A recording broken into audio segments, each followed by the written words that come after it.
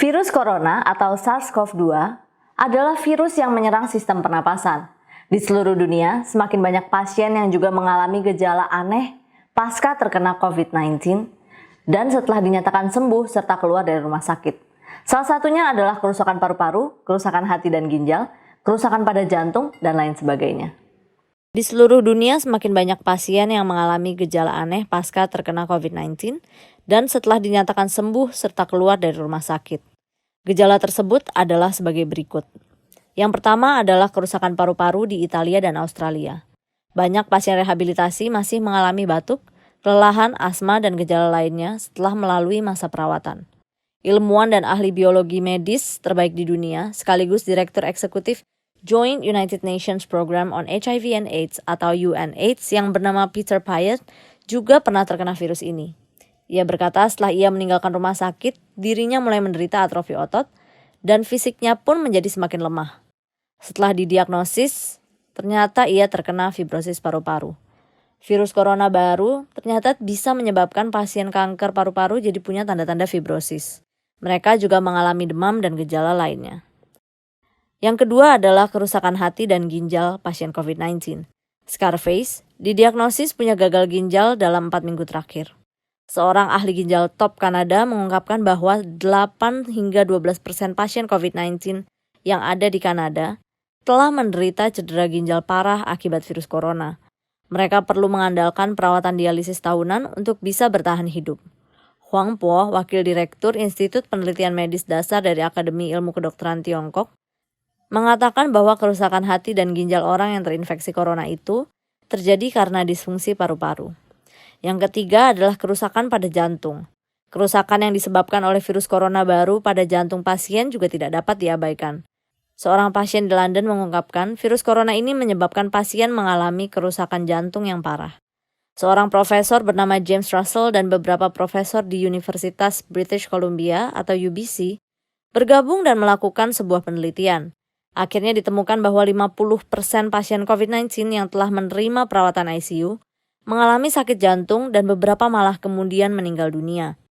Tidak hanya jantung, paru-paru, dan ginjal, tetapi juga darah pasien dengan virus corona ternyata memiliki koagulasi abnormal. Hal itu terjadi di Amerika Serikat. Anak-anak di Inggris malah jadi punya penyakit radang kompleks yang langka, yang mirip dengan penyakit Kawasaki. Kebanyakan dari mereka memang terkena COVID-19. Tidak kalah dengan Disneyland Hong Kong, Taman Impian Jaya Ancol kembali dibuka Sabtu lalu 20 Juni 2020. Tidak jauh berbeda dengan protokol yang diberlakukan di Disneyland Hong Kong, manajemen Taman Impian Jaya Ancol juga menerapkan pembatasan jumlah pengunjung. Selain itu, pengukuran suhu juga tetap dilakukan sebelum memasuki gerbang utama Ancol dan unit rekreasi yang ada di Ancol. Pada tanggal 18 Juni tahun 2020, pengunjung Disneyland Hong Kong mengantri dengan sangat antusias di depan pintu masuk. Disneyland sendiri dibuka kembali setelah ditutup selama hampir 5 bulan karena adanya pandemi COVID-19. Pengunjung harus mendaftar secara online sebelum bisa mengunjungi Disneyland. Pemesanan tiket masuk untuk hari pertama dan di akhir pekan mendatang malah sudah hampir penuh. Diprediksi jumlah pengunjung akan lebih sedikit daripada dulu sebelum adanya pandemi COVID-19. Para pengunjung harus memakai masker dan melakukan pengecekan suhu tubuh sebelum masuk ke Disneyland. Beberapa atraksi, salah satunya parade, masih ditunda dahulu. Di antara 6 taman Disneyland di seluruh dunia, Disneyland Hong Kong menjadi yang kedua yang dibuka setelah Disneyland Shanghai sudah kembali beroperasi pada tanggal 11 Mei 2020. Sementara itu, tempat wisata Taman Impian Jaya Ancol juga akan segera dibuka pada tanggal 20 Juni 2020 nanti, dengan tetap menjalankan protokol kesehatan. Tempat wisata dunia fantasi atau Dufan juga akan membatasi jumlah pengunjung yang akan menaiki wahana, yaitu dengan memberi tanda kursi mana yang boleh diduduki dan tidak boleh diduduki, serta menghimbau pengunjung agar rutin mencuci tangan. Tiongkok telah mengoperasikan mesin tiket kereta bawah tanah di Hefei yang sudah didesain untuk beroperasi tanpa sentuhan pada 11 Juni lalu. Mesin tersebut ditujukan untuk mencegah penyebaran infeksi virus corona. Mari kita simak seperti apa sih mesin terbaru yang diproduksi Tiongkok tersebut. Mesin tiket kereta bawah tanah di Hefei kini sudah didesain untuk beroperasi tanpa sentuhan sama sekali. Mesin ini mulai digunakan sejak tanggal 11 Juni tahun 2020 lalu di stasiun Chitose di sepanjang Metro Line 2 di Hefei, ibu kota provinsi Anhui. Mesin ini ditujukan untuk mencegah penyebaran infeksi virus corona. Mesin ini menggunakan teknologi sensor udara yang dikembangkan oleh sebuah perusahaan teknologi tinggi nasional, eSpeed. eSpeed itu berlokasi di kawasan pengembangan industri teknologi tinggi nasional Hefei. Perusahaan ini memang sudah menjadi pemimpin dalam bidang pengembangan teknologi dan telah memperlebar sayapnya di Hefei. Dalam rangka menyambut new normal di Indonesia, kereta cepat di Indonesia seperti Mass Rapid Transit Jakarta atau MRT Jakarta dan Light Rapid Transit atau LRT Jakarta juga sudah kembali beroperasi sesuai dengan protokol pembatasan sosial berskala besar atau PSBB.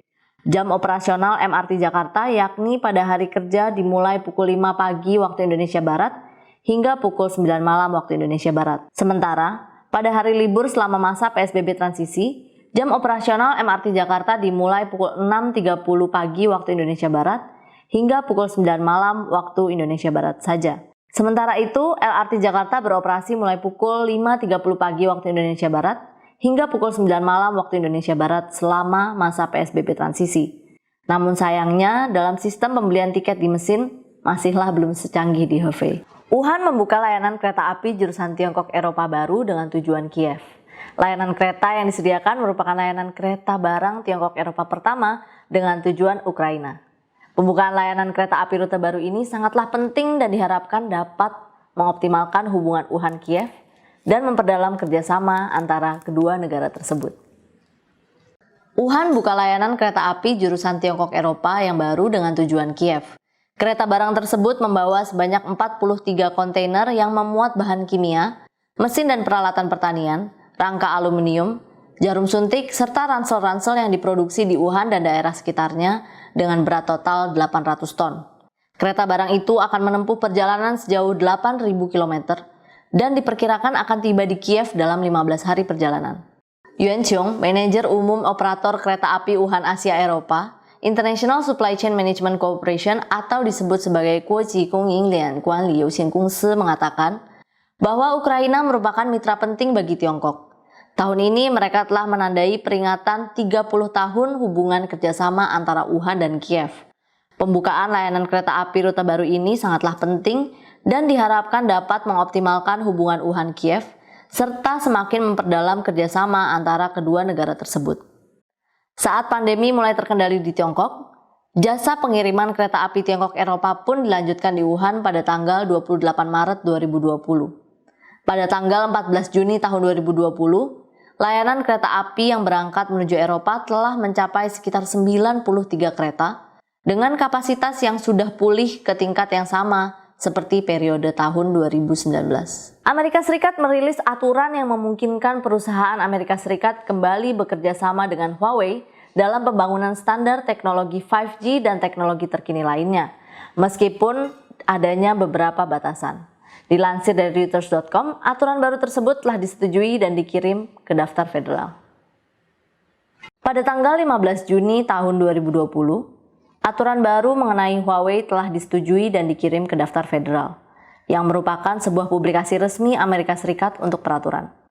Aturan tersebut masuk dalam inspeksi publik di situs web daftar federal pada tanggal 16 Juni tahun 2020, dan dijadwalkan untuk secara resmi diterbitkan pada tanggal 18 Juni tahun 2020. Aturan tersebut akan mengamandemen daftar entitas Huawei yang membatasi penjualan barang dan teknologi Amerika Serikat ke perusahaan tersebut. Sebelumnya, Amerika Serikat menempatkan Huawei dalam daftar tersebut pada Mei 2019 lalu. Dalam aturan baru tersebut dijelaskan bahwa Huawei dan 114 dari afiliasi asing di daftar entitas terus berpartisipasi dalam banyak organisasi standar internasional penting, di mana perusahaan Amerika Serikat juga berpartisipasi.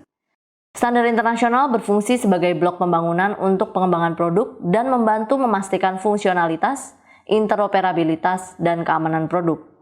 Naomi Wilson dari Dewan Industri Teknologi Informasi yang mewakili perusahaan teknologi, mengatakan bahwa aturan baru ini adalah langkah yang telah lama ditunggu-tunggu untuk mengklarifikasi bahwa perusahaan Amerika Serikat dapat berpartisipasi dalam badan standar internasional.